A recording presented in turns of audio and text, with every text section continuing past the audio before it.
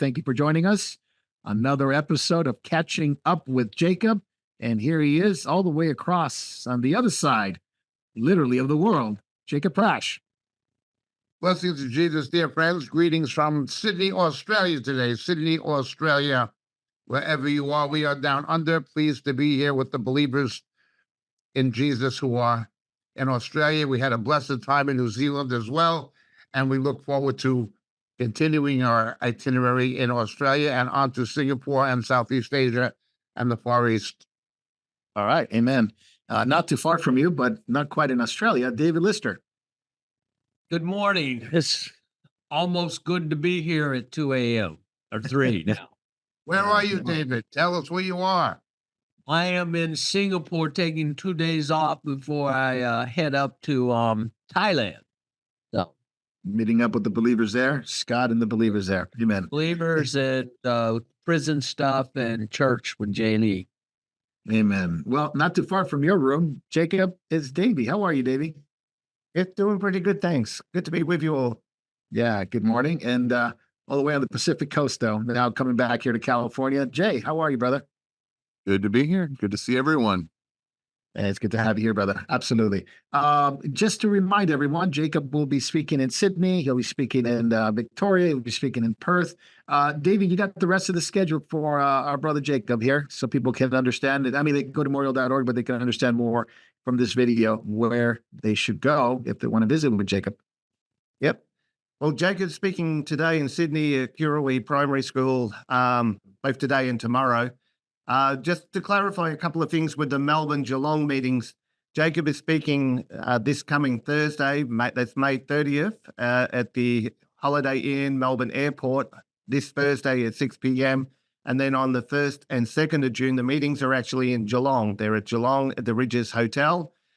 Please email us at morielaustralia@gmail.com for more information, and especially for the Melbourne meeting. That one's filling up pretty quick. We had a great turn up in Brisbane. There was only one spare seat. So I'm expecting the Melbourne one to be full. So please RSVP so that you're not disappointed. Then we'll be on to Perth, but Jacob will also be in Singapore on Sunday, June the 9th, speaking at the Calvary Chapel there in Singapore. So that is Sunday, June the 9th. So don't, if you're in the area there, don't miss that one. Great stuff. Thank you, Davey. And of course, Jacob going from New Zealand to Australia to Singapore, the Far East, and off to Japan, right, Jacob? Going to Japan. We're having meetings in Japan. And James will be joining us from California. James is a nice mixture of California Jewish and Japanese American. As what could be better? We're gonna have a little bit of matzo teriyaki over there. Last of the Japanese. Great stuff. Great stuff. Yeah, absolutely wonderful. And so if you want to watch, of course, Memorial TV has different platforms, including YouTube and Facebook, but there's also Rumble, Memorial TV, memorialtv.org. There's Vimeo, there's Telegram. We're in quite a different platform. So we welcome those who are watching live and those who will be watching later. You can also catch Jacob on our podcast. And the podcast sticker should be on there. And you guys should be able to see all the different platforms for the podcast and good stuff coming out of the podcast. So we praise the Lord for that. And let's see any other announcements. I think those are it. I think I'm missing something. Feels like I'm missing something, but maybe not. So we want to welcome those who are here, and thank you guys for being on with us. And we have a jam-packed, lots of stuff going on and catching up with Jacob. But we want to first start, Jacob, with what's going on in Germany with the call of the ICC to arrest Netanyahu. Germany's taking this to the next level. Why don't we do a hot take on that? And you let us know what's going on and how you, what's your take with Germany and obviously other countries that have signed up for the Free Palestine and support a Palestinian state. Go ahead, Jacob.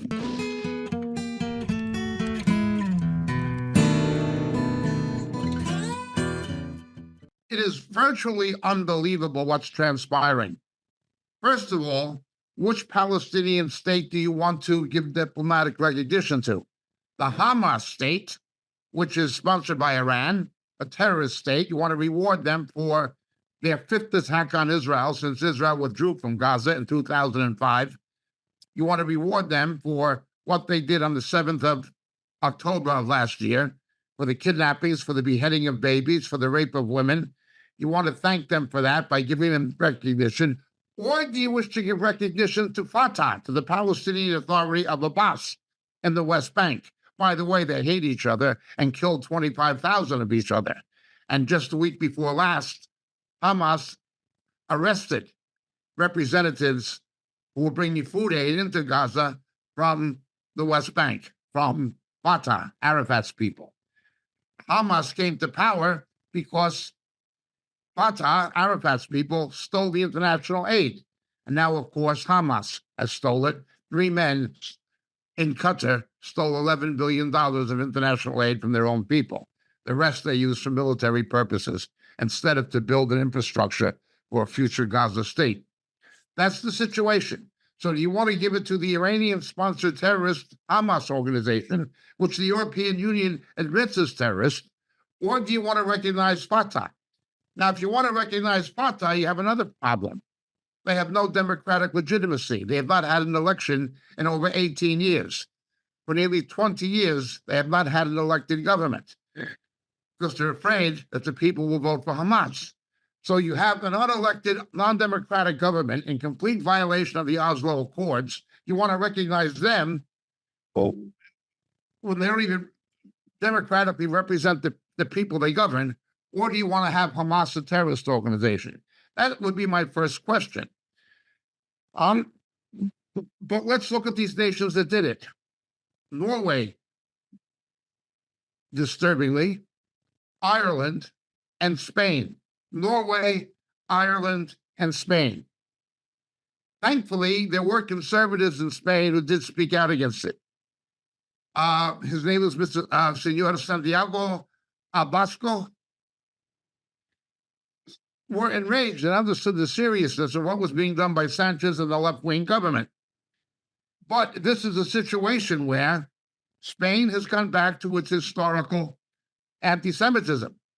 España es el país de las inquisiciones contra los judíos otra vez contra los judíos, en el país de las inquisiciones, y también la Iglesia Católica el mismo.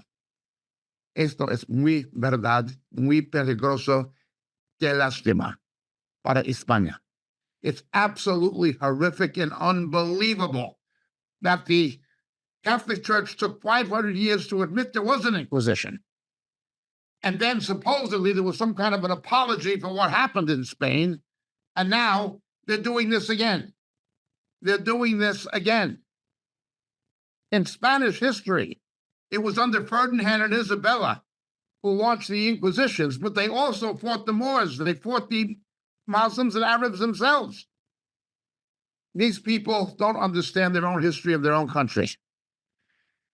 Then, of course, we have the Norwegians. Don't ask me why. I don't know what they have to gain. They're a left-wing government. But I do know Obadiah 15. There was a lefty in Norway about 12 years ago, shot a few dozen young left-wing people who were anti-Israel, got shot dead by some kind of a right-wing fanatic in Norway. I don't understand the Norwegian hatred of the Jews. There are many Norwegians who do not hate the Jews. There are many Norwegian born-again Lutherans, evangelical Lutherans who are born again, who are sympathetic to Israel. But the government at the moment reflects a conflict that's taking place in Scandinavia. This conflict is already alive and well in Sweden, particularly Malmö, but also Stockholm, particularly Malmö. It is happening in Denmark. There is a reaction to the Islamic invasion. And the left-wing governments are siding with who? They're siding with Islam. So it's not just Israel. It is what is happening in Scandinavia generally.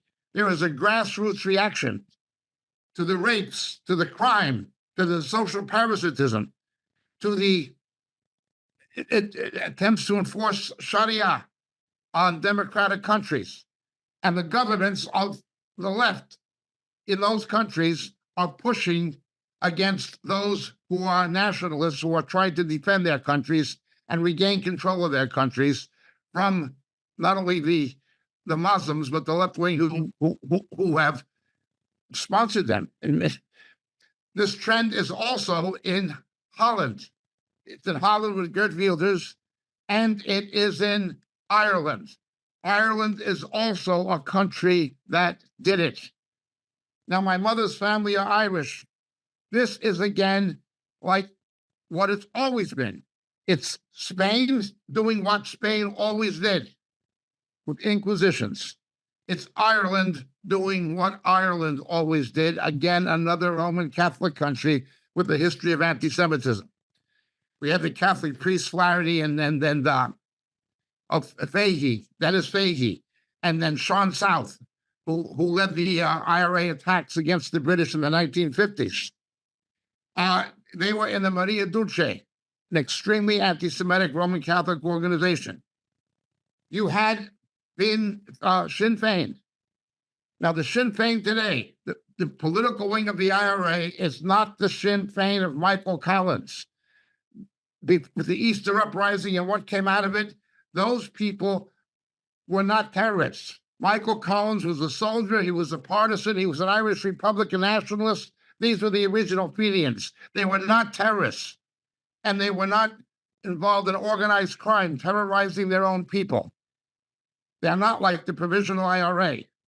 But the Provisional IRA, they forget the fact that the Jews are the indigenous people of Israel, the same as the Irish or the indigenous people of Ireland. Two sets of rules. They're identifying with the invader, with the occupier, with Islam, instead of with the indigenous people. Archaeology says the Jews were there first, just like the Irish were in Ireland first. It's a completely convoluted way of thinking with Sinn Féin. But let's look at Sinn Féin. During the Second World War, you had Sean Russell, the chief of staff of the IRA, went to Germany at the invitation of Hitler with a military escort and a chauffeured military vehicle, and was trained in terrorist techniques of sabotage and demolitions by the Nazi army. He actually did that. That was Sinn Féin. You had pro-Hitler leadership of Sinn Féin. You had Tom Barry, a Nazi spy in Ireland, Northern Ireland, and London. You had James O'Donovan, again, pro-Nazi. Now, that's just Sinn Féin. Let's look at Fine Gael, the other Irish party, who's also anti-Israel. Mussolini in Italy had the black shirts. In Germany, Hitler had the brown shirts. The fascists in Ireland were called the blue shirts. You can look at pictures of the blue shirts on the internet giving the Heil Hitler salute. This was Fine Gael. They still exist.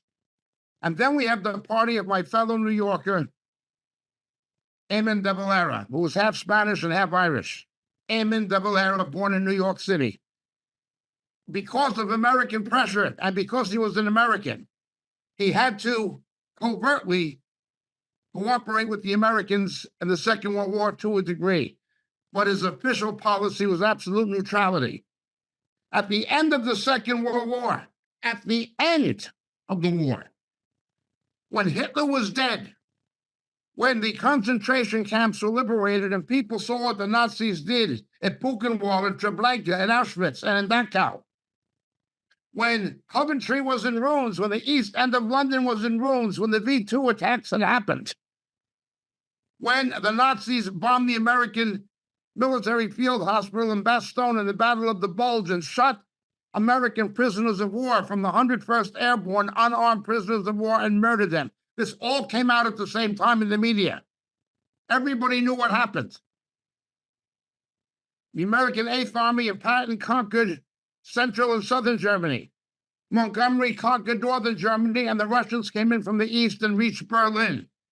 It was over. The war was absolutely over. In his bunker, the Russians were less than a quarter of a mile away. Hitler took cyanide and blew his brains out.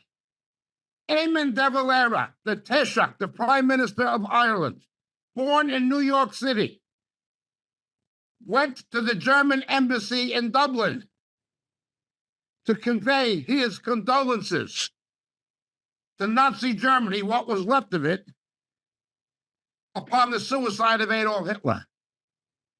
That is the Fianna Fáil party.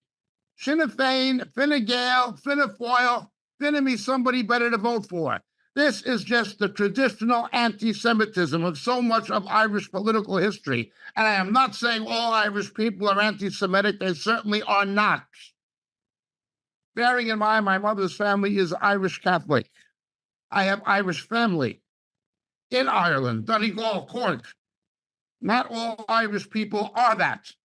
But the history of Irish government and politics are that. And last, this is unbelievable. The final solution was what was proposed by the Nazis. The final solution, pardon meine Judendeutsch, verstehen meine Judendeutsch, pardon my New York Yiddish. In Guntiga Lusang, and Guntisaru, the final solution. Olaf Scholz, Herr Scholz, kommen Sie hier bitte, mach schnell. Juden verboten, Herr Scholz.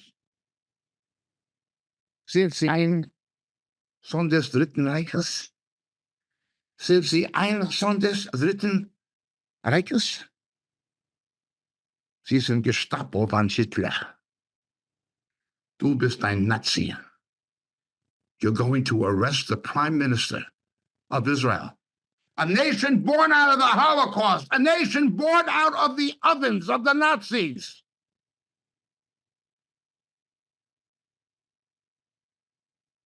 Because Hamas has another final solution sponsored by Iran.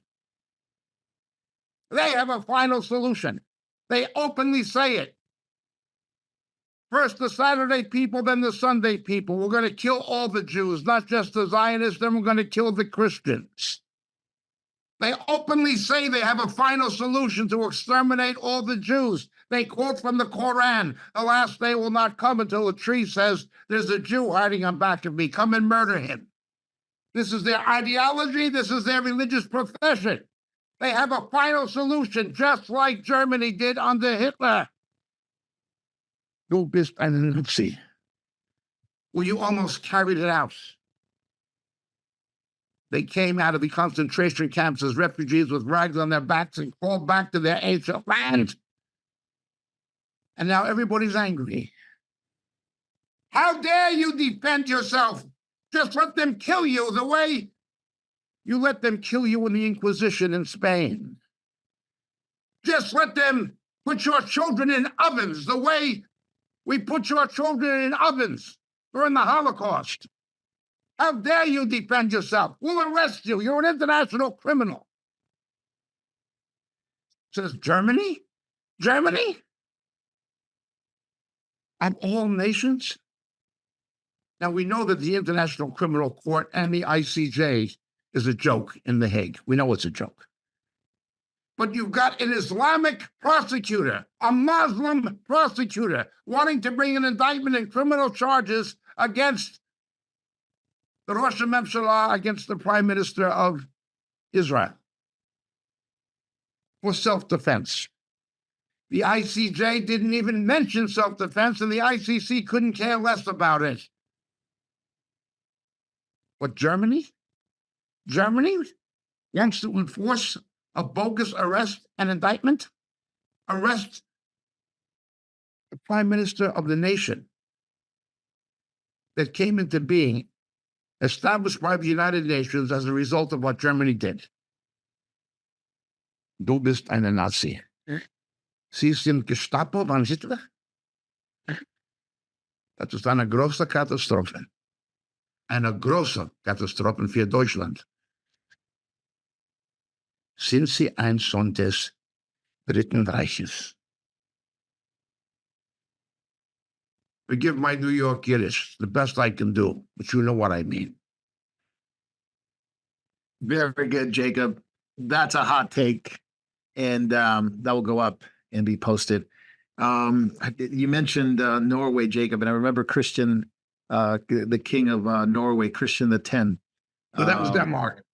Oh, sorry, was- Denmark. Yeah, Danish. sorry, Denmark. Yeah, and he was a Danish king who put the yellow star on the on himself, supporting the Jews, and many people in Denmark supported the Jewish people. And Europe has become just a complete cesspool of hatred toward Jewish people, and we don't find any kings like Christian the X anymore. So traditionally, Danish people have been really supportive of Jews. Norway too, traditionally, but Yeah, the conservative evangelical Luthers were pro-Zionist and friendly to Israel. yeah, I remember meeting believers that were that were part of that church that were really strong for Israel. They would fly to Israel. They would bless Israel. They would share the gospel with the Jews. They were very much active in the It was presentation. Norwegian believers who got Richard Wurmbrand out of prison in Romania. That's Richard right. Wurmbrand was You're a right. Jew. That's right. I knew him. I knew him and his wife. Yeah. They were, of course, Jewish. Yeah, that's very good. Very good. Well, that's a hot take. We'll go on it.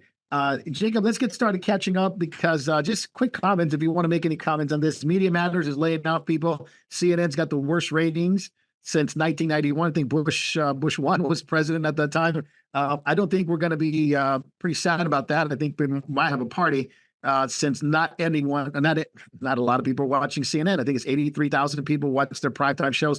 That's really low. Jacob, 83,000 yeah. in the primary age market.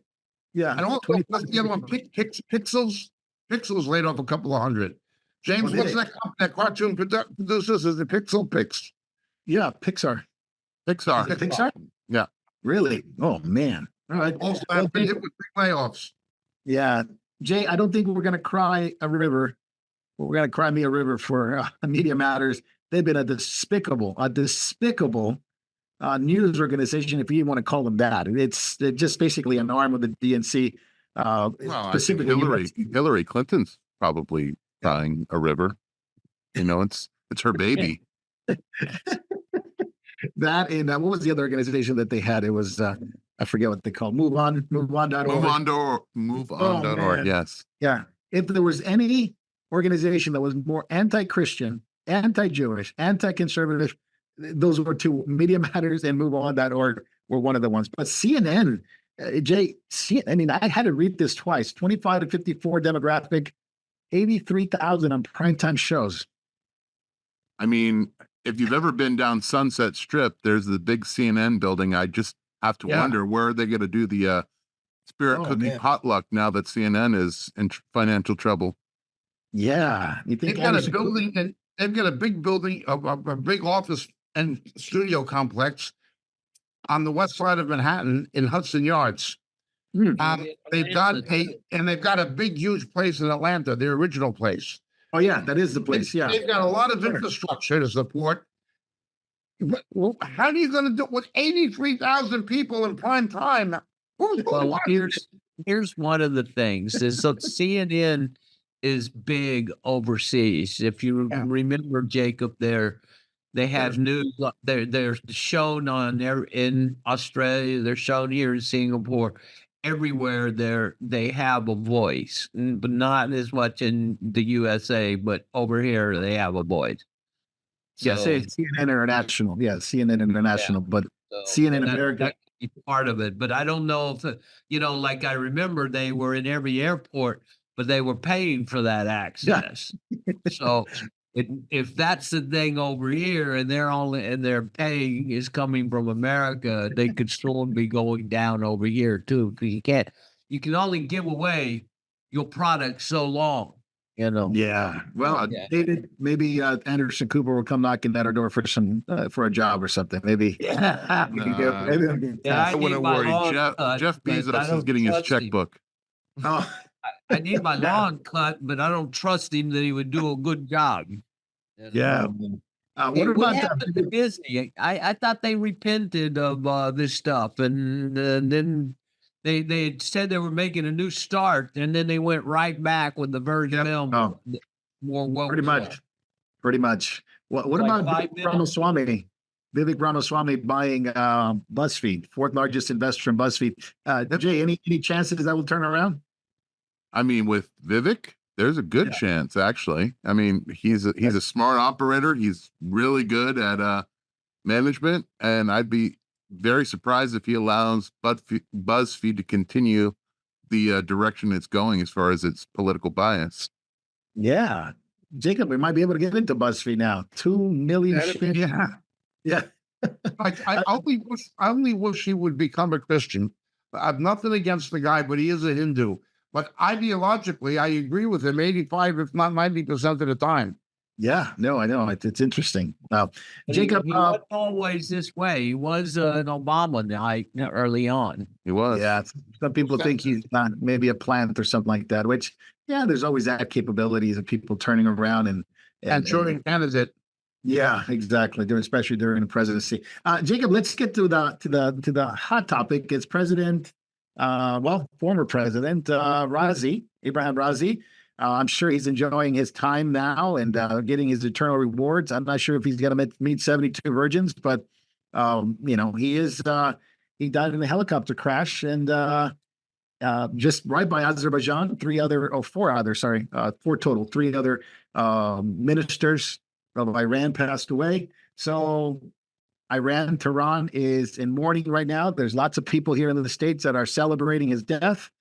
They call him the Butcher of Tehran. He's responsible for the death of thousands and thousands of people, Jews and Christians, and of course, the killing of their own people for not wearing veils, and especially that lady that died under the police chief. So, Jacob, your take on it, because the big thing is the U.S. and Israel is responsible for this, so they vow a response. What did Israel do? Put a mountain in front of the helicopter? Ibrahim Raisi gave the green light, howbeit at the behest of his mentor, Khamenei. He did it at the behest of Khamenei. Yeah. However, he gave the green light to Hamas. He gave the green light to Hezbollah. He gave the green light to the Houthis. Hamas, and Hezbollah. He gave the green light to all 3. Him and his foreign minister were killed together by the hand of God. Genesis 12, verse 3. I'll curse them that curse thee. But you add him to the honor roll of hell. Sheikh Yassin, the religious patriarch of Hamas, was killed by the Israelis. He was their patron saint, their George Washington. Then you have Soleimani, eliminated by Donald Trump, directed the Iranian Revolutionary Guard's activities in Lebanon, Syria, killed Americans, killed Jews, killed Israelis, killed Christians, killed whoever. Soleimani is gone, and his de facto successor, Mohammed Zahidi, killed by the Israelis. Yep. Notice the main leaders responsible for doing this stuff. The main Iranian leaders. The only one who died naturally was Ayatollah Khomeini. All the others were killed, either by the Israelis, the Americans, or by the hand of God. And now we have the police chief, who apparently was killed by his own people. 7 bullets. Yeah. Notice they're all dead. The main people responsible for this. It's not Hamas. It's not what's happening to the Houthis in Yemen. It is not Hezbollah. It is the hand of Iran. It is Daniel 10, the principality over Iran. And virtually every one of those people are dead, except Khamenei, and he's very old. Yeah, he is very old. Jacob, what a lot of people don't understand is that even within Iran, there is quite a bit of people that do not want the mullahs, do not want the Ayatollah, even though obviously there is quite a bit of following and people that are subjected to that terrorism and that regime that were mourning. But there was quite a bit of people here in Glendale, California, here in huge Persian American populations in California. Dancing. Jacob dancing on the street. Yeah, celebrate. Yeah. Not only that, we don't know how many, but the churches are growing in Iran. People being saved out of Islam and the underground churches, being persecuted but being saved. And those people are pro-Israel. And some of those people dancing were waving Israeli flags, giving out sweets. They were giving out sweets. They were dancing and waving Israeli flags. There were fireworks going off in Tehran after he died. So Yeah. somebody was celebrating. Yeah. Let's not forget that the son of the Shah, Yeah. Allah, lives in Connecticut. He's in America. Yeah, he's in America here, which a lot of people believe that he might be, if that regime gets knocked off, he might be put back in power. So they say. Well, That'd be we saw what Obama did that when they did have that summer of revolt. And I wonder what will happen under Trump if there's support for, another summer like that. It could have been overthrown, but Obama did nothing. Did not want to do it. Not only that, remember between Obama and Biden, with unfrozen cash assets, liquid assets, and by not enforcing the oil embargoes, Barack Obama and Joe Biden put $300 billion into the pockets of Iran to develop nuclear weapons to destroy Israel and to fund terror that even killed Americans. Right. Barack Obama and Joe Biden and Blinken and Kerry and Hillary Clinton. How can anybody not look upon this and raise the specter of treason? Jacob, he gave that money between when he was walking out of office. It was kind of like 79 days. Yeah, the last 79 days. Parting shot. Yeah. Could not have done this terror and killed these people or got as far as it has in the development of atomic weapons if Barack Obama didn't write him a check, in effect. Yeah.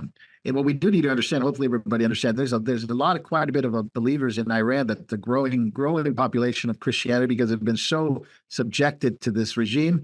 A lot of them in prison, a lot of women, Jacob, in prison that are believers.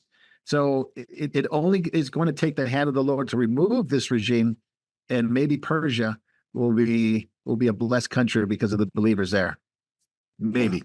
But let's understand something else that was disclosed this week. Barack Obama and his Justice Department. You're talking now, we're going back to the time of Lynch and Holder. They restrained the FBI from arresting and pursuing prosecutions against people who were collaborating in the development of weapon systems with nuclear application for Iran. They would not arrest and prosecute people violating the prohibition of arms dealership and arms development with Iran. Barack Obama stopped the arrests and prosecution to help the Iranians. How can anybody not say that that man should not be indicted for treason? Yeah, And it won't do it.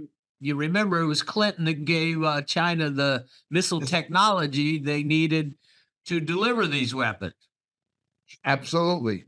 $500,000 sold us out.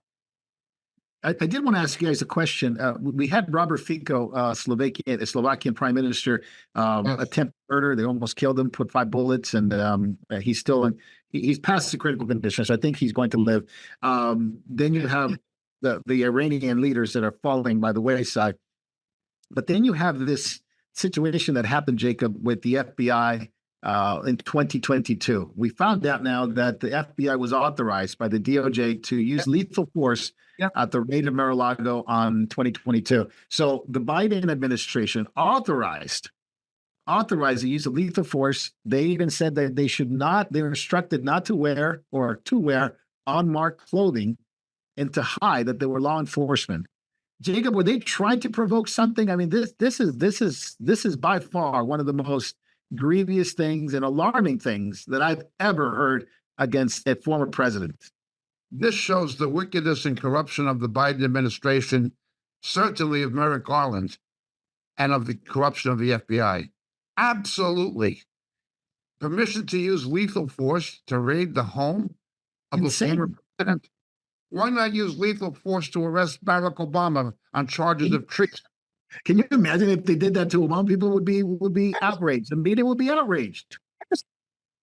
Yep, not anymore. But The weren't, media might be outraged, but not Now- everybody. wasn't there pushback from FBI agents that had to do Wanna the do raid? it. Yeah, They well, did here's not what we want to found do out. it. Yeah, here's what we But found it's out. the top. Forced by The Garland. top is politically The FBI corrupt. resisted. The FBI did not want to do it. They thought it was a provocation. They thought it was too much. And Merrick Garland overrode it and said, you need to do this. And so it was authorized. We have the documents, not only authorized of lethal force, but to go into each room of the Mar-a-Lago mansion, to go into each room for the guests and interrogate the guests. And they even had equipment for paramedics in case something happened. Jacob, they're going to shoot it out with the Secret Service. I have no doubt that was one of the intentions. Thank God it didn't happen. But when you have unmarked clothing, and you look like a civilian, you got a guy coming up to the place with guns. I don't even know how it didn't happen. I don't even think know the how it FBI didn't would happen. have called the Secret Service and informed them we have these warrants ahead of time. One federal Yeah. agency cooperating with another. It tells you it was a political setup by a desperate, corrupt administration. What's up You with the remember Trump judge? was out of town. Yeah, he was not there. He was not there. So there might have been a leak by some honest FBI guys or something to Yes, give them Could have been. But just to hear and just to read the documents, it was pretty clear. Use lethal force. I mean, and the FBI did not want to do it, and then they were overridden by Garland. But what about the judge doing it on WhatsApp? Some of the political prisoners, they raided his house at 6 a.m, surrounded by SWAT teams with guys with helmets and automatic weapons. Who was that? They arrested him 6 a.m. A guy Roger in the- Stone. Yeah. Roger An old Stone. man. Why? You know, in a civilized society, even under Hoover, he would have got a phone call.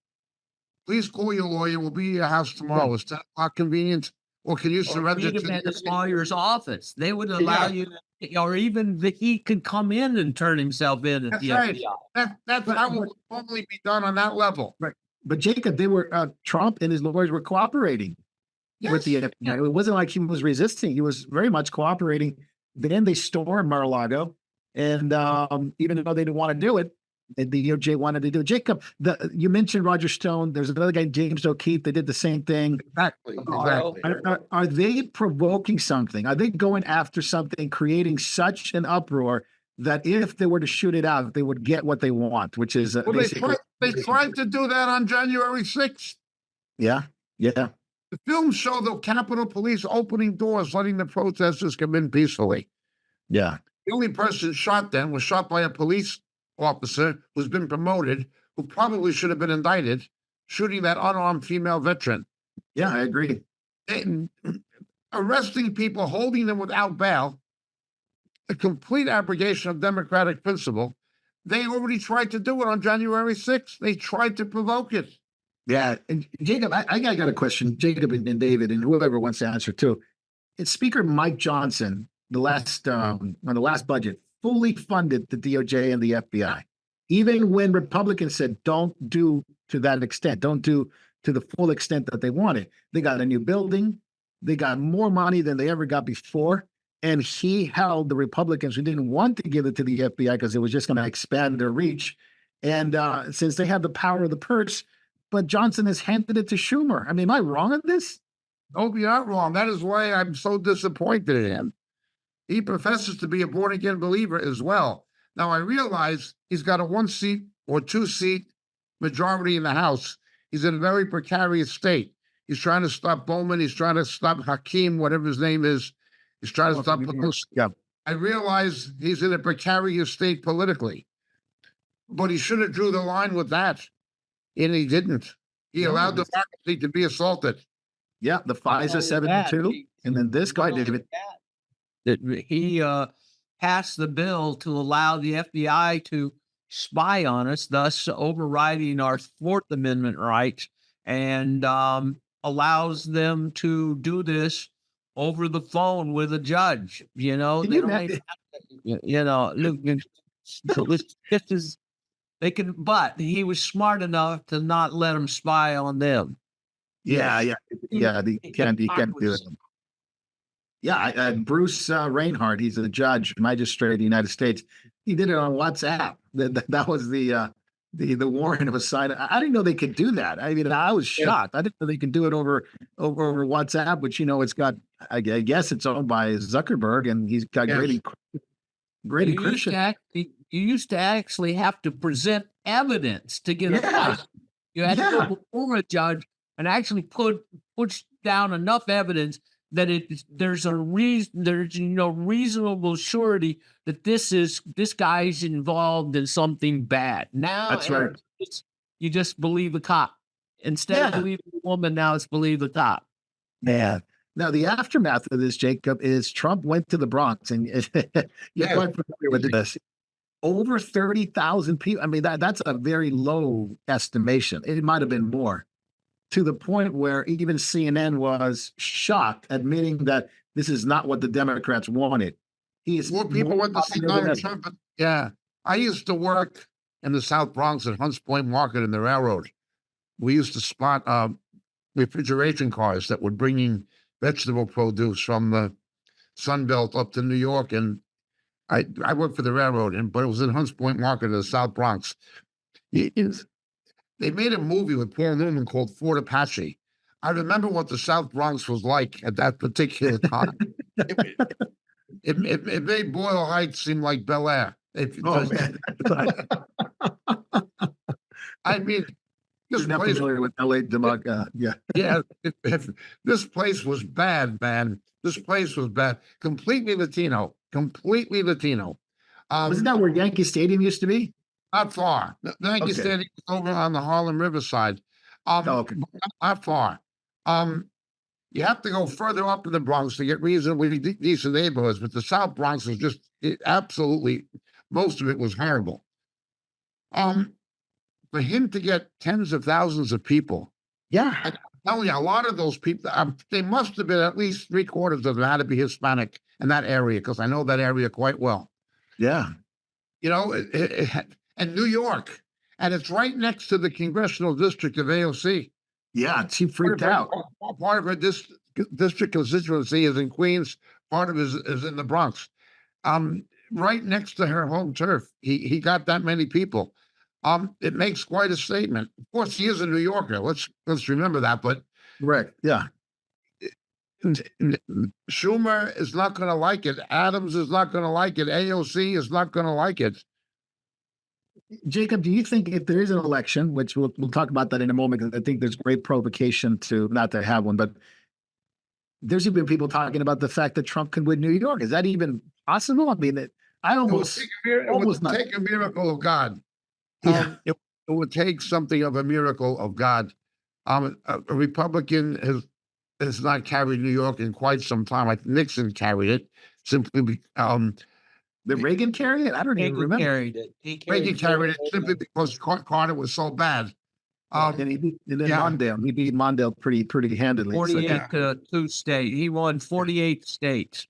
Yeah, it's happened, but not since the 80s, certainly. Man. I'll tell you what might be in play. Somewhere, it might happen in a place like New Hampshire or Minnesota. That would send a shock. But New York would be unbelievable.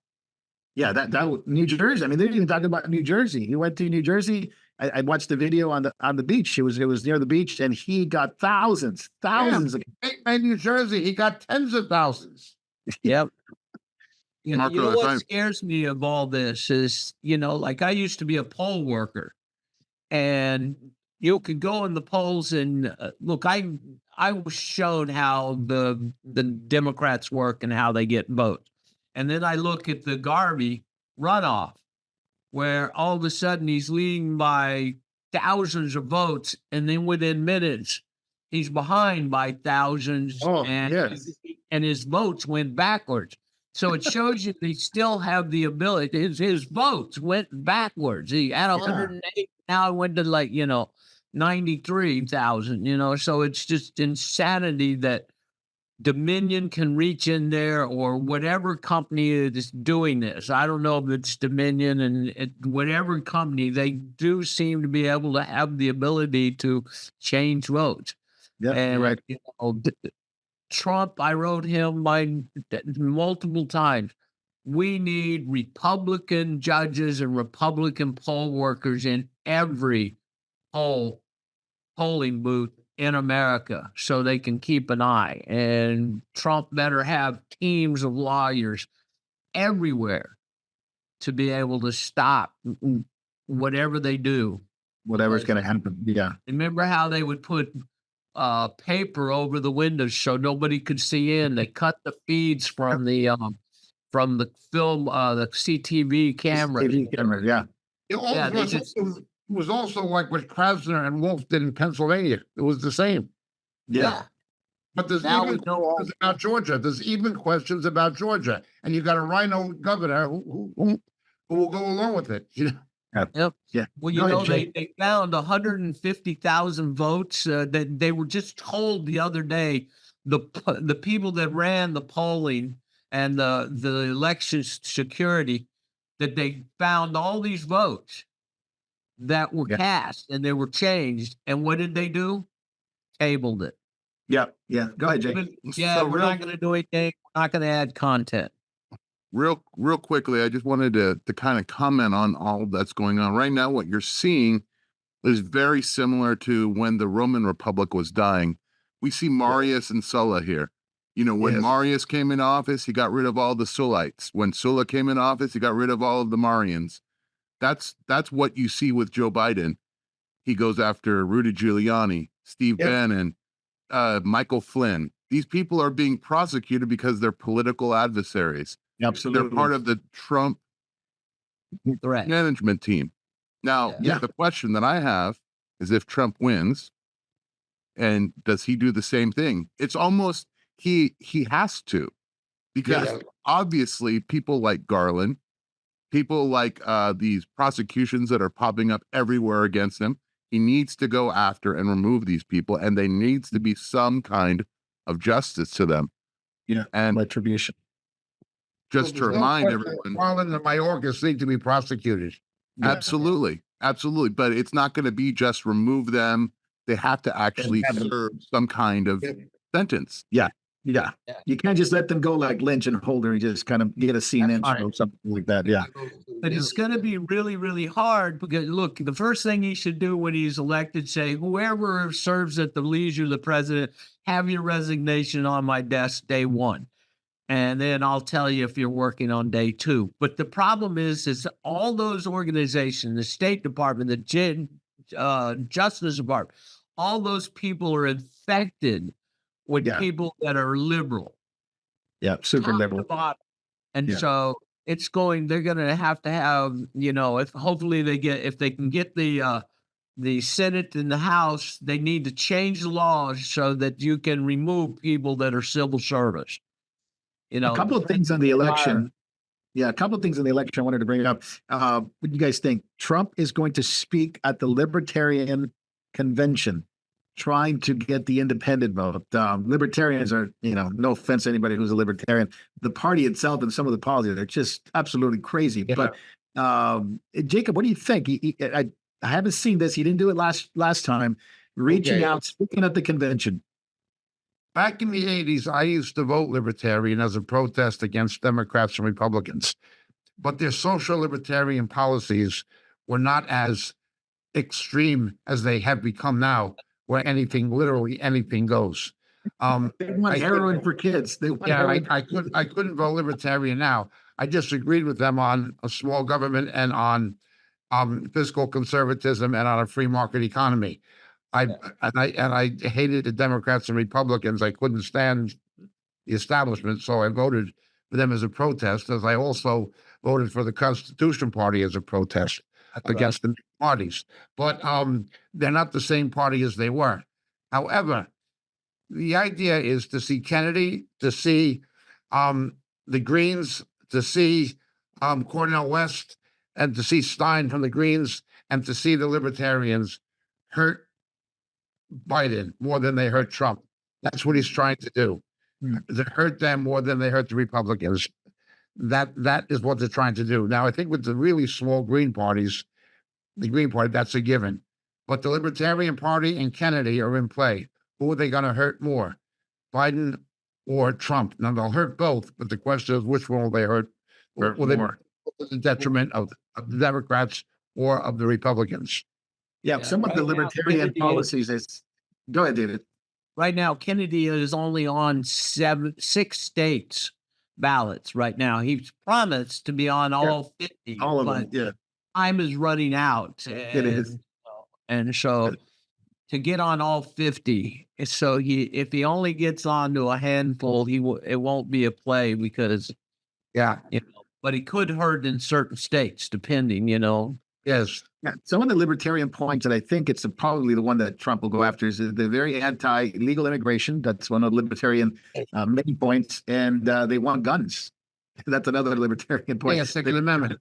Yeah, so if they're, I guess if they want a get what? Second Amendment, the guns, Okay, yeah. guns, yes.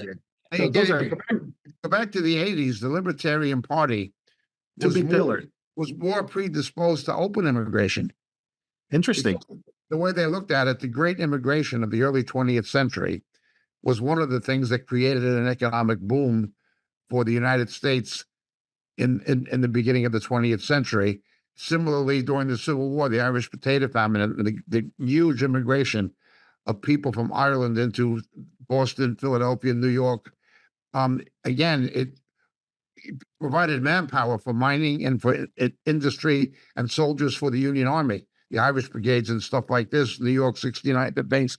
And so they looked at it and they said that the previous big booms of immigration that took place during the Civil War and that took place in the early 20th century, when Jews, Italians, all these people came, they thought at that time it would be something that would be beneficial, but they wanted it legal. They didn't want it illegal.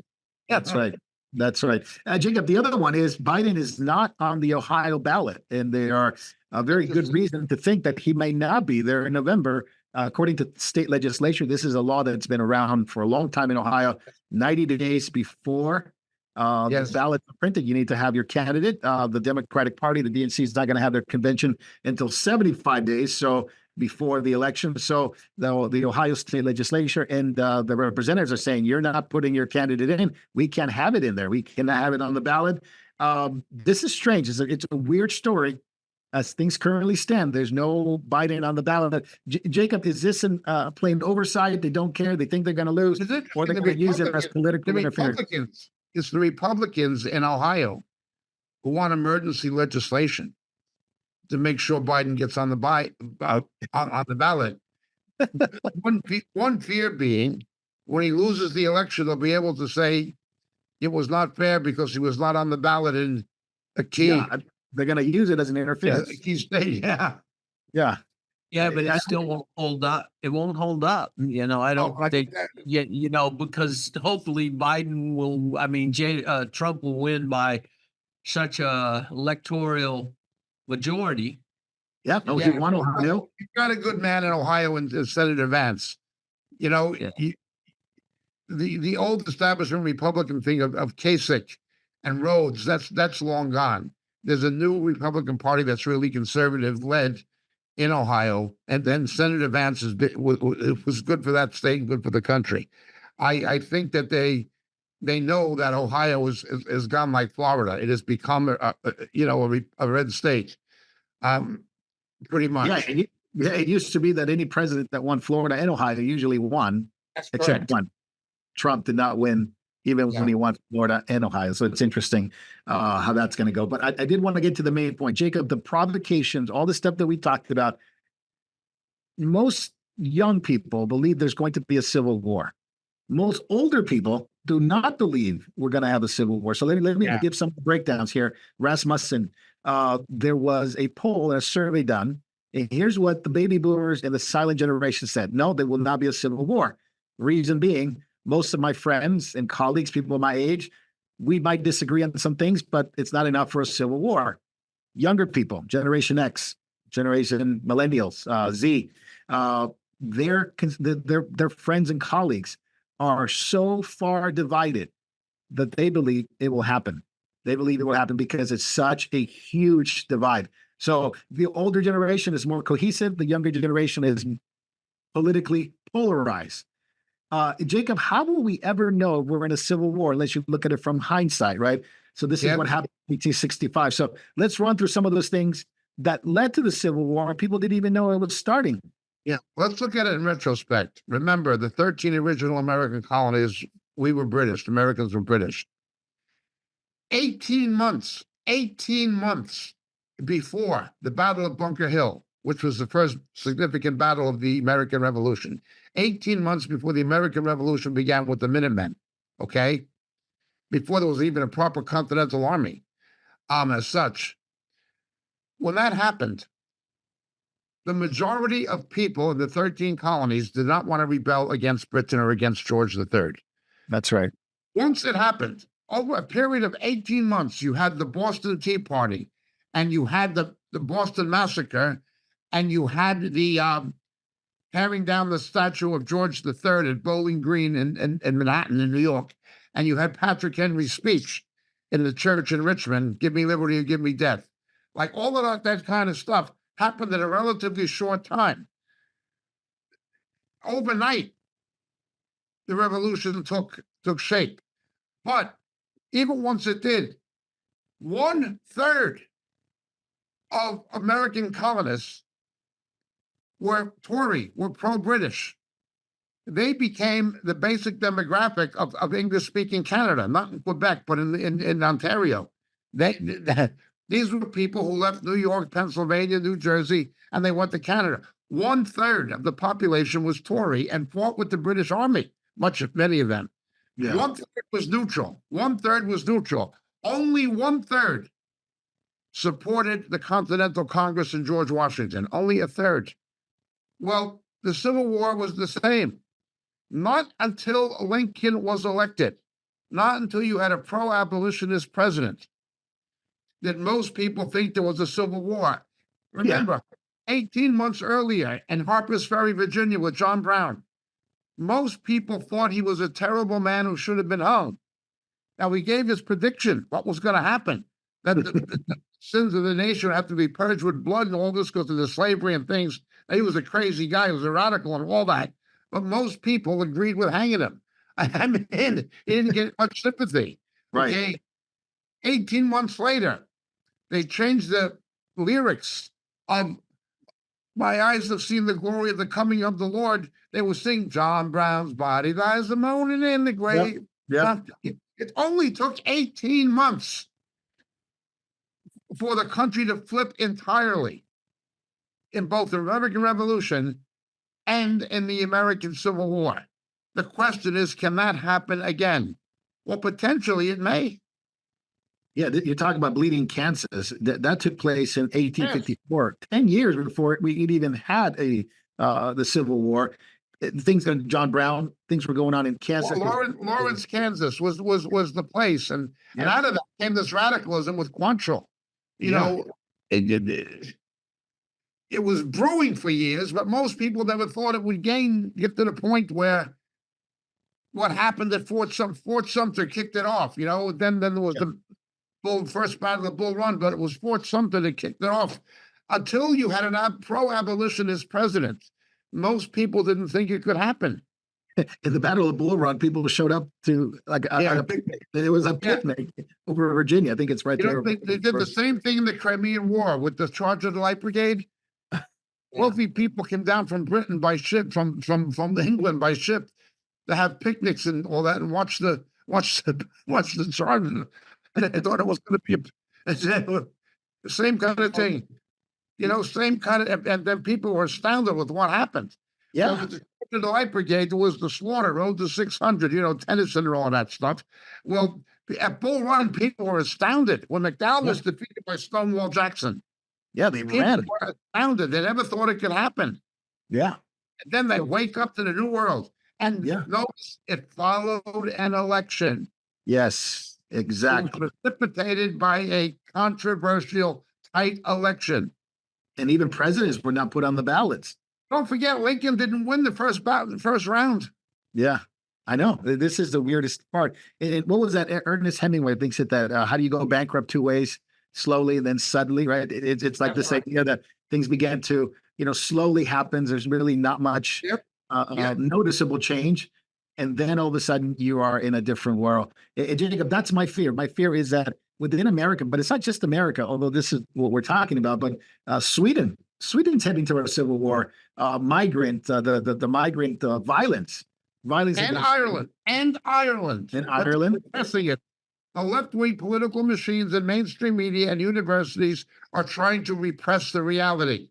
Look what happened about a month ago. We're watching it here, just setting things on fire, and it was just an actual rebellion. And then they censor free speech because of it. I've been to Malmo, Sweden twice, 2 or 3 times I've been to Malmo. It is a powder keg. It is a time bomb waiting to explode. But you know what? So are many communities in Black America and Hispanic America. Yeah, The Chicago is a immigrants powder taking their keg. jobs are adding to the crime problem. They are draining social services away from our own urban poor. We're seeing a reaction. Yeah, You see, the Democrats, the left-wing establishment, needs to be able to take blacks and Hispanics for granted. It needs to be able to take the unions for granted. Once you have auto workers and people in manufacturing jobs in the Rust Belt going to Trump, once you have Black Americans realizing that they've been manipulated, lied to, and used, and Latinos say, wait, we came here legally. We came here, we had to get a card to vet, a green card, and we went through the whole process. And now these guys are coming here and bringing the fentanyl and bringing the crime to our neighborhoods after we try to build a new life in this country. And they're losing paying these Social Security. Yeah, they're losing these people. They're losing their base. And when they lose, when they lose their base, they get desperate. They're losing blue collar workers in the Rust Belt. They can't rely on the unions, or at least not the members of the unions. Maybe they can rely on the leadership. But the union leadership will sell their members down the river in a minute. Okay, but they're losing Rust Belt blue collar manufacturing jobs and people working in, and they're losing now minorities. And they're losing blacks, but they're hemorrhaging Latinos. yeah.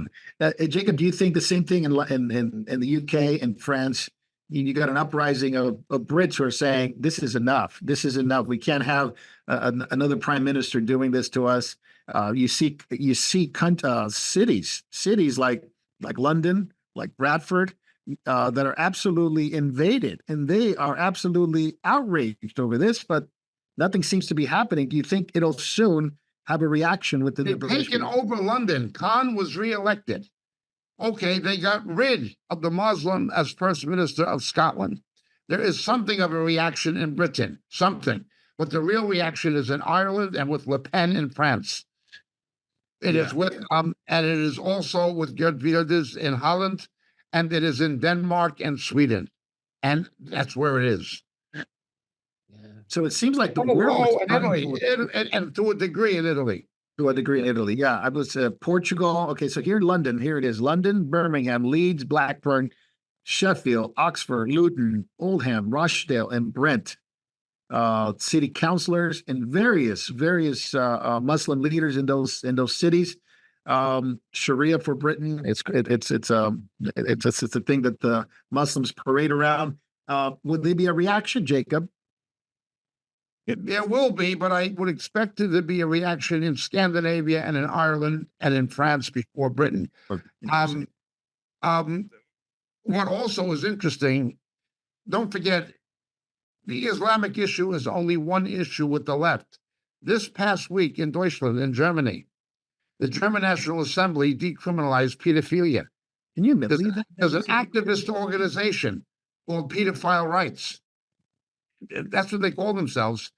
They've reduced it to a misdemeanor. In other words, it's no longer a felony. It's functionally decriminalized pedophilia. Yeah, And if there's photography of children, then there's a victim.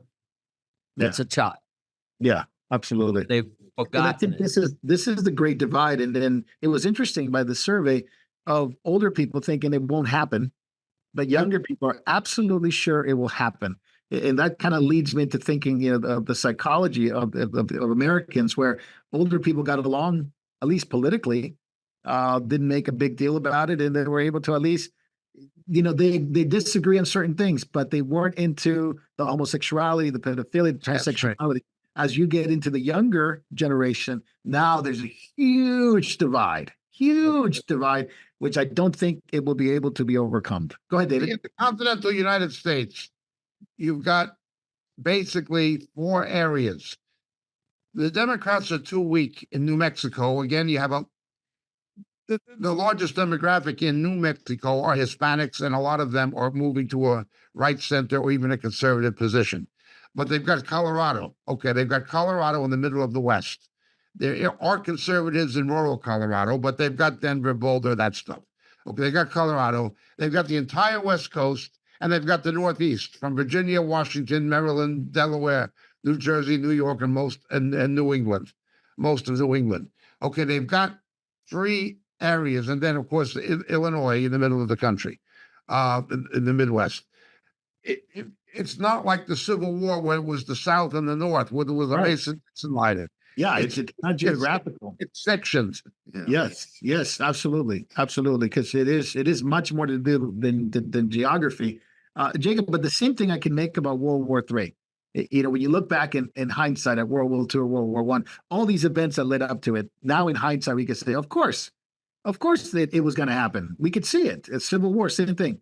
But none of those people that were living at that time ever said, "Oh, we're in World War II, we're in World War I." Until it happened, until it was absolutely too late to make changes. When I hear Putin and his cabinet 17 times warning and tactical nukes to Britain, nukes to Europe, and then you have NATO with Macron, Cameron, Blinken threatening to go after Putin, to go after Russia, and you see Putin alliance with Xi. At what point are we going to say, you know what, we are in the midst of something so troubling, I don't think people are going to even notice until it's too late. This radiates with the specter of what happened in World War I, with the assassination of Archduke Ferdinand by Giacomo Princip in Sarajevo, Bosnia.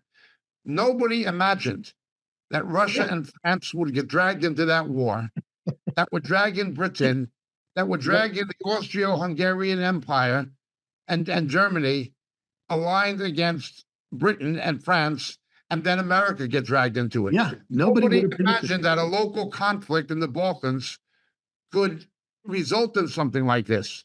Well, who would imagine a local, what is to the American mind at least, or the Australian mind, or Canadian mind, a local conflict in Central and Eastern Europe that could drag the rest of the world in. Again, we have to look at the historical precedents for these things happening. No, absolutely. What worries me about this, Marco? What worries me, Marco, is all this uprising and everything and uncertainty in the nations. It's how easy it would be to just declare martial law, just to lock it at 3 o'clock in the morning.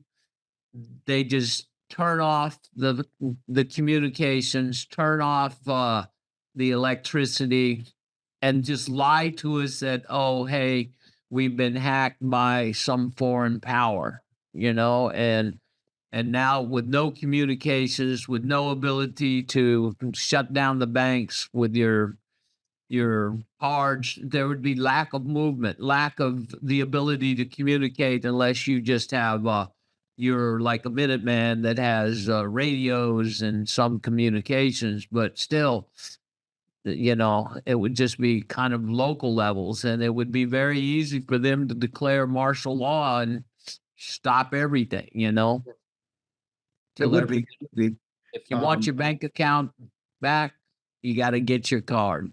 Got to get your CBDC. I did want to talk about the Xi alliance with Putin, because immediately after that meeting, Jacob, you had Chinese drills surrounding Taiwanese ships, Chinese Air Force, but especially the ships going around Taiwan, basically blocking Taiwan.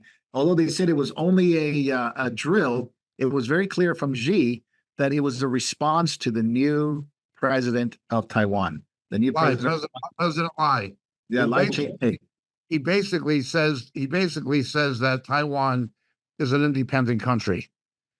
Yep. Basically, he's saying that it's both the island of Formosa is Taiwan, and it's not China, and it's never going to be part of a communist state. It's not the same. Don't forget, going back to Chiang Kai-shek and Mao, Chiang Kai-shek claimed that his government on Taiwan was the legitimate government of China. That's right. That's right. And the Communist Chinese Party said that Taiwan is a offshore territory of China. Now he's talking about a functional independence. Yeah. You've got a situation in Singapore and Indonesia to a degree, certainly in Malaysia to a degree, but in Singapore, Indonesia, and Taiwan, diasporic Chinese don't like China. Hong Kong Chinese don't like China. That's right. How Chinese, most of them don't like China. They like the Chinese businessmen who come to gamble in the casinos, but they don't like China. You've got a big schism. Now, that is interesting because you have a similar schism between Israelis and left-wing American Jews. It's the same kind of thing. Same ethnic people, same heritage, but ideologically disparate and has political ramifications. But let's also remember the saber rattling taking place by China and Japan. That is in significant part accountable or attributable to wagging their dog. They are in trouble economically. Their plans are not getting any better.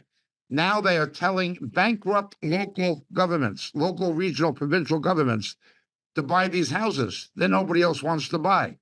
But these governments are broke themselves. Yeah. Their plans to resuscitate their economy with central bank policies and with and try to dump the overproduction of manufactured goods on the international market, and of course their own quantitative easing. None of these things are working. None of these things are working. China is obviously reached the point that Japan did in the 80s, compounded like Japan by a demographic decline. China's going to lose 600 million people within a generation. They know it's not going to be what it was, and it's already having an impact. They're not reaching that 5%, that magic 5%. Now, most countries would love a 5%. For China, that is comparatively low to what they've had in the last 20 to 30 years. They're very nervous about it, so they're wagging the dog. They've got to play that card the way Mao did on the Arma River at the end of the Cultural Revolution. In order to artificially engender a national sense of cohesion and patriotism and unity, they have to have a foreign enemy. That is an old Chinese game. That is you understand China, you have to understand Mao and you have to understand Sun Tzu. Yeah. Everything they do is, if you understand Mao, the Red Book, and you understand Sun Tzu, you can know what they're going to do before they do it. Yeah, Jacob, are you saying that you don't think that this is a real threat to Taiwan? That they won't? I think it is, but I think the reason for doing it is not primarily or only about Taiwan. I think it is about their economic. Yeah, of course, expansionism and their economic trouble that they have. No, absolutely. Trying to bring about an artificial sense of national cohesion in the face of economic implosion. Yes. Yes, no, absolutely. So Marco, on this, it's those that know China and everything said the way they lettered this punishment on Taiwan, they put an A. So people are expecting punishment B, C, E, just to be an ongoing punishment to try to hurt the economy of Taiwan, try to bring them into the fold. Yeah, no. I did want to finish up on the wars and rumors of war part with Israel. You have Democratic lawmakers here, Jacob, like Bernie Sanders, who is a Jew, who says he by no means will attend Netanyahu's divisive, quote unquote, speech at Congress when he's been asked to address Congress in a joint session by Mike Johnson. Jacob, your thoughts on boy, Europe seems to be anti-Israel. America seems to be turning anti-Israel. Not everybody, not all the government, but certainly the Democratic Party has to make a decision. But you got these Jews, left-wing Jews, who are self-hating, and of course now they don't want Netanyahu to be around. And but we have footage of them being attacked again. Hezbollah hit Kiryat Shmona, they hit Shotula. So your take on this? I mean, just real quick. Bernie Sanders, Schumer You says have a fragmentation of American Jews into 4 factions. The first factions are the political cowards. Adam Schiff, Chuck Schumer, Debbie Wasserman Schultz. Notice they're all maintaining a low profile and not saying anything, or not saying much unless they really have to. So you have the cowards, okay? Then you have those who will betray the national interests of both America and Israel, the extreme left represented by Bernie Sanders, okay, and people of that ilk, extreme left-wing Jews. Then you have the anti-Zionist religious parties, the Setmar Hasidim, but they are small, but they're anti-Zionist, okay? They are small, okay? You've got those 3 factions. But then you've got the other Jews. That ranges from liberal Reform Jews, moderately liberal, people like Alan Dershowitz, generally educated, middle to upper middle class, some affluent, and some religious. Those people are now caught in a dilemma. They realize they're stuck between a rock and a hard place. Yep. How can they remain Democrat? Alan Dershowitz, you see, there's a crisis written all over his face. How can he remain what he always was when Temple Emmanuel bans him? You know what I mean? Yeah. How can he remain what he always was, knowing what the realities of what's happening both legally and geopolitically? Well, he is the face of a lot of educated American Jews who are traditional Democrats and realize they cannot stay what they were. And some of them are going to have to gravitate towards the Republican Party or whatever. But they're still different than Israelis who understand that Trump moved the embassy. That was the thing that when the embassy was moved, except for Joe Lieberman, who had retired from the Senate. Yes. Where was Wasserman Schultz? Where was Schumer? Where was Blumenthal? Where was Steve Cohen? Where was Schiff? Where was Nadler? Where were any of these cowardly hypocrites? They weren't there. They were not there for the ceremony of moving the embassy. This is what you've got. 4 factions. I was watching that video from the UNRWA schools in Gaza, and the kids just completely hatred of Jews. I remember 10 years ago, maybe 12 years ago, there was videos coming out of Pakistan, how they were indoctrinating children to kill Indians, and they got awards for saying the most heinous things about killing Indians. I'm gonna kill this Indian. I'm gonna be an Air Force pilot and shoot down all the Indians, and they got awards for it. And now you have UNRWA schools provided by the UN who are literally, I mean, we watched it. My heart broke. These kids, 6, 7 years old, hatred for the Jews, killing them, stabbing them.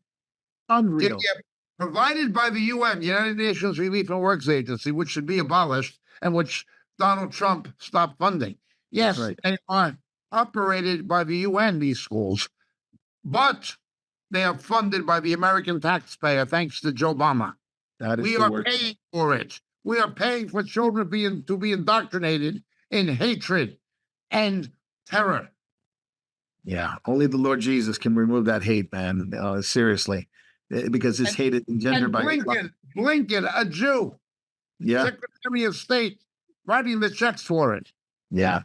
Well, we hit more than an hour already, and just want to make sure everybody is aware. This is Catching Up with Jacob, and we'll be heading toward questions on Backstage in a few minutes. Thank you for joining us, and thank you for watching it live. And those who will watch later, Jacob's in Australia, David's in Singapore. Well, Davey too is in Australia. Jay and I here in Southern California enjoying lack of sun today because it's an overcast day. And we'll be going over to Backstage, except on YouTube and Facebook. Jacob, last point. bird flu hysteria takes flight right as you hit Victoria. You're going to hit Victoria pretty soon. Seems like you're going to the epicenter of that. In America, it's Colorado, it's Michigan. 9 different states have reported it, but definitely Colorado, Michigan, with the dairy farmers. In Australia, you have chicken farms, and Meredith and Victoria, and is it Tarragon? Terang. Terang. Thank you. How far is that from your place, Davey? About an hour. Oh, that's not far. 20 Yeah, minutes. that's not far at all. So, Jacob, you're coming into what many people have said it's the epicenter of the bird flu. Now, we can talk a lot about that, but I just wanted to condense it into, what are we facing? Is it seem just in time for another election? Is it a big power grab? Is it a big moneymaker for Moderna and AstraZeneca, which are already ramping up production for this? And the WHO, and the words of the former CDC, Robert Redfield, that he predicted it was going to be some kind of bird flu back in 2022. Take it over to you, Jacob. Over that and more, I will say this and then throw it open. With the COVID pandemic, something that should have been a scientific issue and a public health issue became a political issue. We were lied to. We were lied to by Fauci. We were lied to by a politicized CDC, by a World Health Organization, by a useless National Institute of Health. We were lied to by our own government. We were lied to by the mainstream media. Some of the best scientific minds in the world, experts in messenger RNA, were sequestered, including a Nobel laureate from the from the Pasteur Institute in Paris, including Dr. Robert Malone, including Dr. Mike Jensen from Pfizer. They were sequestered. Liars were given the platform. Whoopi Goldberg was allowed to promote the virus, but the top biogenetic engineering experts in the world were sequestered if they didn't support the vax. That was a dry run. That was a rehearsal. That was a dress rehearsal for something worse. We've only seen the cartoon before the movie. We know it's not going to be a scientific or public health issue. It'll just be marketed and staged that way. No matter what scientific and merit the situation carries in terms of microbiology and genetic medicine, it's not going to be about that. It's going to be about its political and economic application to the interest of globalism. For this, I thank everyone from the Schwab slobs to Bill Gates, but that's where it's going. All right, David Lister. That was good. Well, first thing that bothers me about all this is they're actually using these same stupid plastic PCV test things, which the makers of them said it can't really detect that virus, that it's just deposited. There might be something there. And so David, now just they're really going quick around- thought. David, real ahead. quick on that point, I'll come back to you. Just what you said is absolutely what Bloomberg said. We're not testing enough. A call to ramp up testing, PCR tests in Australia. So go back to you. You say exactly what you said. So they're using this same test on animals. They can't really tell if that particular disease that they're wanting to expose is they're testing on animals with this. So it doesn't really show what's there. It just shows that there's something there. Something. And so it's and so now not only that, but now we're finding out that a lot of these, everybody laughed when I said I went and got my gun test swabs, my cleaning kits to put those things up. Now we see that these things have ethylene oxide, which is a cancer that you're jamming up into your nose. It's made in China with ethylene oxide, which is a cancer. So don't put those up your nose, and also there's just like, so how will we really know if there's a problem? This is the thing. It's just all lies. It's all just to protect ourselves. Yeah. There are there's scientific opinion who says that ethylene oxide is a carcinogen. We are not saying we're not qualified to, but there is scientific opinion warning that it is a carcinogen. And the fact that these kits are manufactured in China makes it more suspect in itself. Yes, I just said, people were laughing at me because I didn't trust them anyway. Okay. So because that's why I went and got my American made Q-tips. So it's anyway, but people should just be question authority. But people have to make their own health decisions, pray and take it to the Lord is what we're required to do.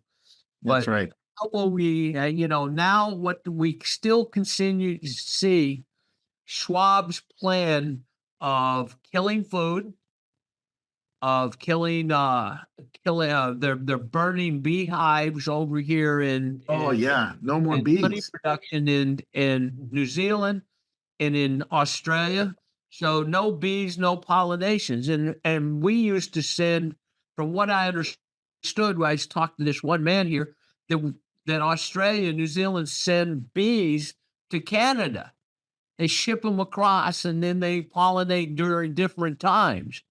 So it can hurt all over the world so It's not you only have- that, but in terms of natural remedies, Manuka honey is very important. Oh, fascinating. Yeah. Amazing. As a non-pharmaceutical healing agent, topical healing agent.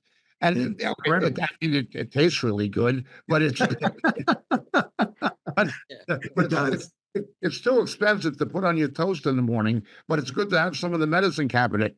What is going to happen when you euthanize the bee population in New Zealand where it comes from? Yeah. So there's still there now. This is another angle of getting rid of food. Now we're seeing they're destroying cows. They're wanting to inject mRNA into cows. They're just doing. Gates wants to spray it on vegetables.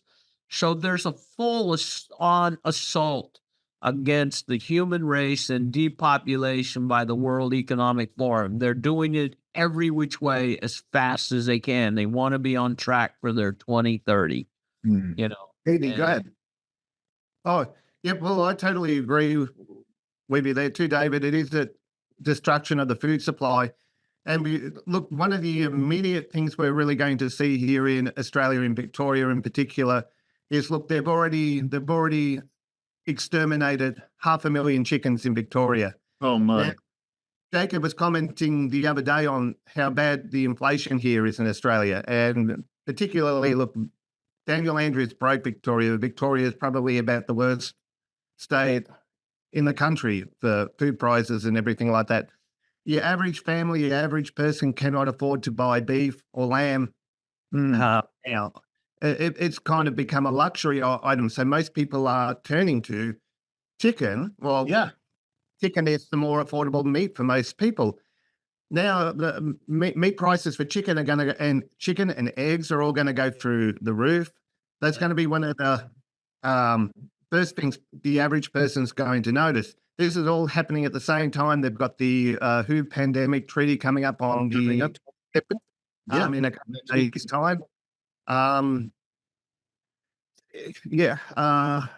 lost my thought. I was going to say something else about like the inflationary aspect.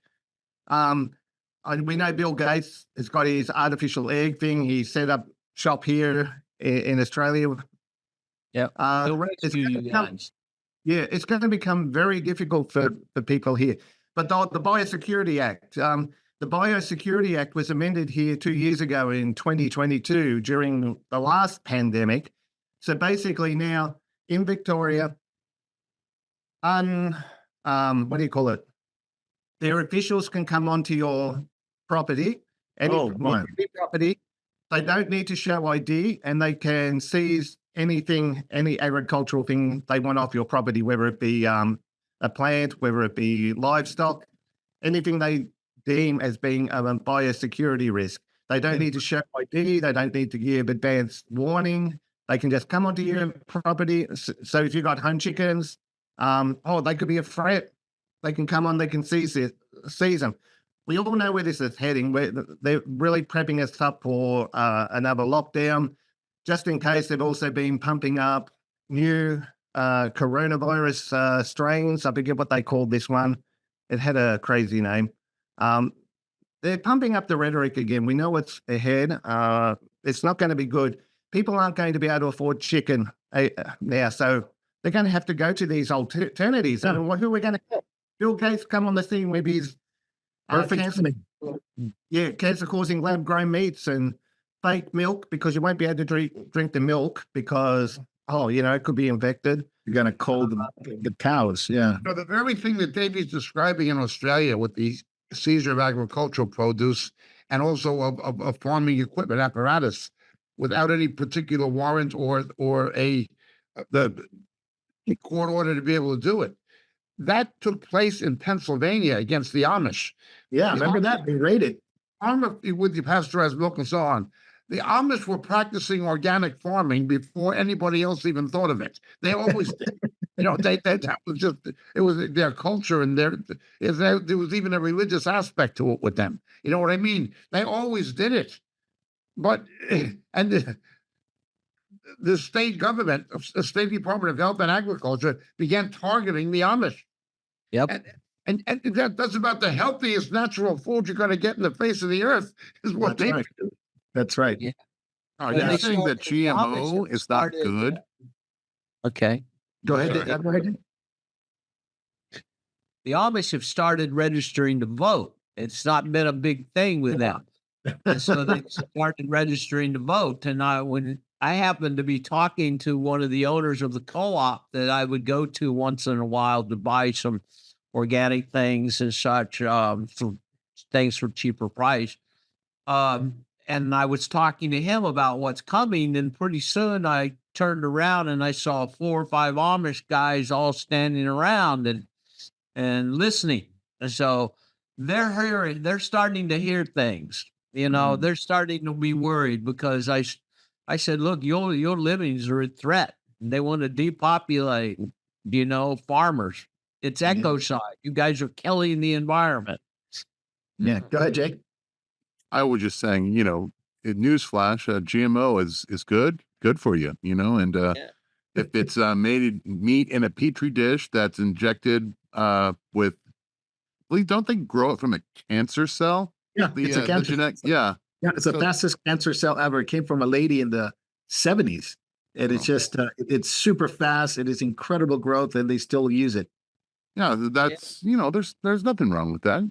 That's just eat it. Nothing to see here. Keep moving along. Moving.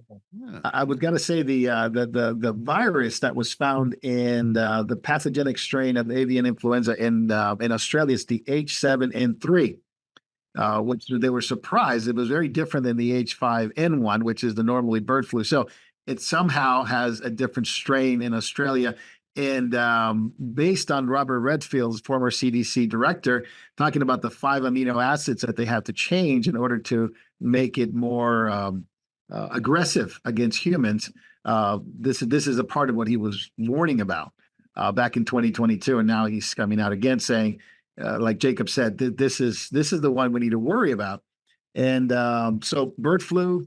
David, Jacob, you guys are going to be right in the epicenter of it. It'll be good to get some more info on it next time. What you hear on the ground floor, because Jacob, when you begin to talk about this in Melbourne, I think people are going to be very interested in finding out what's going on, because by all accounts, Victoria seems to be the epicenter of this, and all over the world they are concerned, and even the HHS here is producing. I think I had it here 4.8 million bird flu vaccines going forward with the production of the H5N1. So they're not targeting the other H7N3. So this is from the Center of Disease in Minnesota research policy. So what a time. What timing, impeccable timing. Election, we're in the midst of a possible civil war. There's wars and rumors of war. Jacob, in a lot of ways, this mirrors Matthew 24, even though we're not in that time period yet. Of course it does.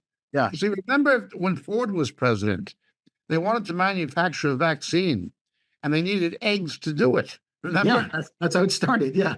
Yeah. And then we had that crazy, I saw her once, she was a horrible person.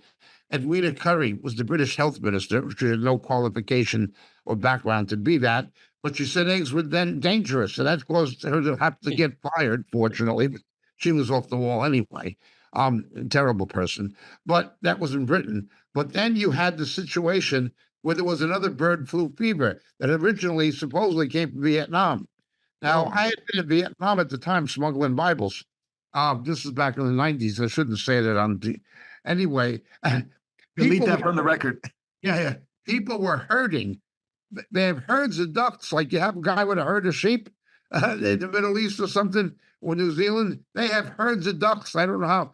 They're non-aviary. They don't fly. They just have these ducks that they have in the marshes and swamps and stuff like that. The rice paddies, rather. And there's herds of them. And the Vietnamese didn't care. They didn't care about bird flu. It was just life just went on, you know. But everywhere else in the world, it was a big deal. Well, China was the same. They didn't care about the Wuhan. That's the problem. Everybody else in it. So it follows the same pattern. Only it gets worse each time. Each time. That's right. Jacob, what about? Go ahead, David. Can I add one thing? Yeah. New Zealand, when I was over there, said that they're going to stop live shipment of sheep in 2028. Wow. That is going to decimate because they have these container ships made that carry 100,000 plus sheep all at once that go over to various places in the Arab world. So what a devastation. Huh? That's what I was going to ask you. Even to the Islamic countries. Yeah. They were building the abattoirs in New Zealand facing Mecca to capture the Islamic market. Yep. That halal meat. Yeah. And also they not only were the sheep being sent to Arab countries but they were being processed, but also they were selling the meat here in America. Costco got into big trouble because they started importing a lot of lamb that was halal, and people noticed it and made a big stink, and so they quit selling halal meat, buying lamb from New Zealand via the Arab world. Yeah. Hey, David, I wanted to ask you, has Malcolm Roberts of any of the good MPs said anything about this? Because it's getting a lot of attention right now because of the concern over the bird flu. I'm just wondering if, and I don't know who your MP is in terms of Victoria and how that works, but if you can let us know, what have you heard? Okay, as far as Malcolm Roberts goes, I haven't heard him actually speak out about the bird flu as yet, but then we've been probably a little bit more preoccupied this week, so I haven't been following it. But Malcolm Roberts is very much speaking out against the WHO pandemic treaty, which is coming up next week. So we've been very vocal about that. We have a handful. I think Alex Antic may have spoken up here in New South about the bird flu. I think I started watching a video yesterday of him talking about it, but I don't know if I got all the way through it. I can't remember what he said. The UK's been fighting against this a bit too, haven't they, Jacob? Against the, I hope some countries will say no. Yeah. I know they don't want to do it. They don't want to do it, and I'm glad for that. The UK doesn't want to sign the treaty. Jacob, before we finish, any thoughts on Klaus Schwab? That's one of the benefits of Brexit that they don't want to talk about. The what? Well, Brexit, they would have been compressed by Brussels to do it. You know what I mean? Now they have more flexibility to determine their own agricultural policies. Jacob, any thoughts on Klaus Schwab stepping down? Just final thoughts before we go. I'll be glad to see him go, but I'm not so convinced that if he's replaced by Volker Brenda from Norway, he's going to be any better. No, I know. Usually what happens, you lose one bad one, you get one that's twice the son of the devil. Yeah. You've seen people like Hariri and people like that. Yeah. No, Hariri, Hariri, who's a horrible person. You think Hariri will take over that, Jacob? I mean, I think he's going to remain in a key advisory position as an academic to whoever succeeds Schwab. You know, the whole bit, you know.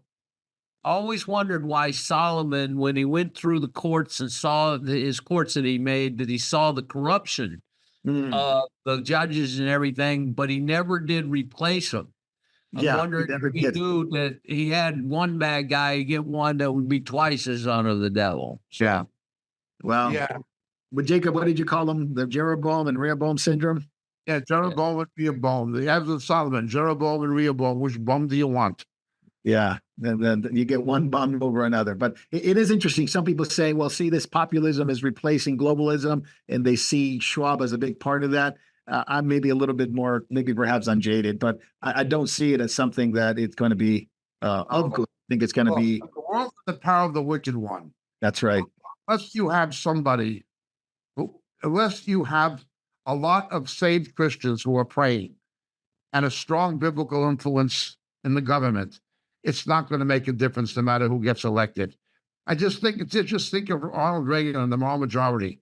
Look what happened. He appoints Sandra Day O'Connor, a pro-abortion judge who outlaws the Texas sodomy laws and opens the door for same-sex marriage and orders the 10 Commandments out of the Judiciary Building in Alabama. This was Reagan. I mean, people look to some kind of a human savior instead of to the Lord.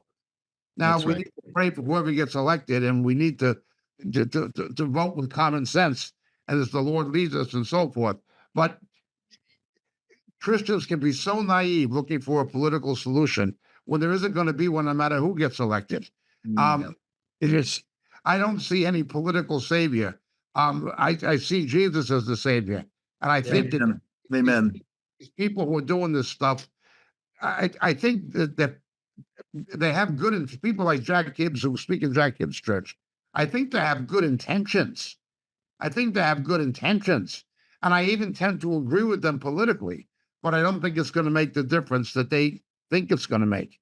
They all went for they thought it was a big victory. David Lister talked to them, a big victory with the Proposition 8.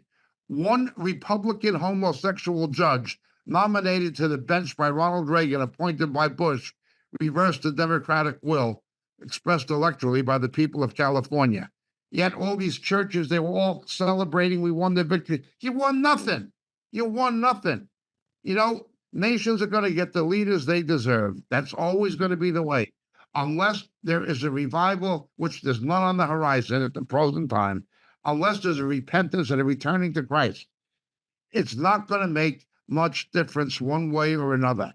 The most you're going to get is an interim period of respite, like you had with Brexit or with Donald Trump's first administration. That's the most you're going to get is respite, but it's not going to change the basic trend. There's not enough salt and light left in the church to affect the system. There's a lot of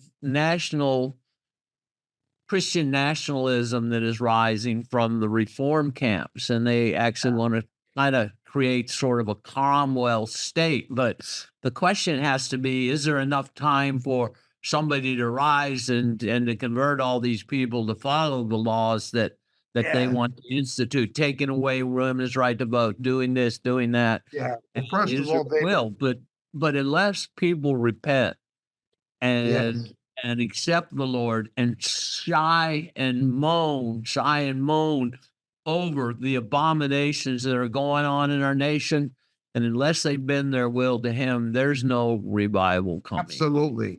But as you know, David, whenever you have that kind of reformed Calvinistic theonomic reconstructionism, anywhere from Zwingli in Zurich to Calvin's Geneva to Cromwell's England to Salem, Massachusetts, it's always been a disaster. It has never, ever worked. Just look at the war, doesn't it? The Dutch Reformed Church of South Africa under the apartheid. It has never, ever, ever worked. That's the first problem. The second problem is there is a left-wing Calvinism, the Tim Keller type stuff. So it is not just a right-wing or Reconstructionist conservative Calvinism with a politically conservative agenda. You've got Calvinists with politically active with a left-wing agenda that came from the influence of Tim Keller and his crew, and it's still around. Very woke, radical ideologies, critical race theory, textual criticism, not even the textual criticism, higher criticism. And of course, you see the Southern Baptists with like Russell Moore and people like that who are definitely damaging the church. All right. Well, we've done all the topics. We're going to be going over to backstage for the question. Can I say one more thing, Mark, very briefly? Go ahead, real quick. We have elections coming in Great Britain. Elections have been called for the 4th of July. It's probably significant that they called it for that day in particular. The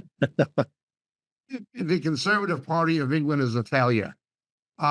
What's his name? Donald Trump's former advisor, Bannon, Steve Bannon. Yeah. And He has given a very candid and accurate assessment of what has become of the British Tory Party, the British Conservative Party, and they're down in all the polls. Nigel Farage is saying that the outcome of the American election is more important than the British election, even though he's British. Britain is in quite a political quagmire, with the growth of the left, with the growth of Islam. Britain is in a political, it is at a point politically that will determine the nature of post-Brexit Britain. There's also stupid people who are attributing Britain's economic problems to Brexit, not realizing Germany, the paymaster of Europe itself, has been in recession for over 3 years, that France is in major trouble, that Italy is in significant trouble, that Greece is in significant trouble. As if Britain's having stayed in Europe would have made a difference. Britain would be in trouble if it stayed in Europe. It maybe even in worse trouble. But this is what's being propagated by the mainstream media. We shouldn't have left Europe, or this wouldn't happen. If they stayed in Europe, they'd be sinking with Germany. Britain's economy is at least a half step above Germany's, although it's not much better off. The number of people in Britain living below the poverty line now is right, like 20 to 25% of the people are below the poverty line. Yeah. Now, it's not the same as the American poverty line because they have socialized medicine and other things like that. It assuages it somewhat, but it is a big, big mess. And the media is lying through its teeth. So you have the American election, the UK election, which is they just called for it, Sunak, July 4th, and you have the Indian election in June. So right now, the war is artificially uniting Israel, but there's going to have to be a day of reckoning over what happened October 7th. Just like Meir was held accountable, that's going to be held accountable. Yeah. So there are rumors, Jacob, that Sunak does not want to be a wartime prime minister, and that's one of the reasons that they're looking for a prime minister that's going to be more of a wartime one. So I leave it up to the speculations. My ideal world, another Asian, Suella Braverman, would be the prime minister, but I don't know if that's going to. Right now, it doesn't seem likely. Yeah. So these are the things that Christians all over the world deal with it. So we're going to backstage. We got a lot of questions, Jacob. Very excited about the questions. So if you're watching on Facebook and YouTube, jump over to Rumble and Memorial TV, memorialtv.org, Vimeo, Telegram, and the other websites. We're not going to be on YouTube or Facebook. So these are good questions, and sometimes our tech overlords don't like us to ask these questions. So we'll be jumping on the other side. So thank you for watching, catching up. We'll be going to backstage in just a few minutes. Hello, and thank you for watching Memorial TV. There are so many things that are happening at Memorial Ministries worldwide, from the Philippines to Japan, to India to Africa, and back to Europe and the United States. So many of our brothers and sisters are spreading the good news of Jesus Christ to this lost world. We are so thankful for your prayers. God has been faithful and has blessed us in so many ways. If you'd like to partner with our efforts abroad and at home, please take a moment to click the link in the description and help us as the Lord leads you. Thank you very much, and God bless.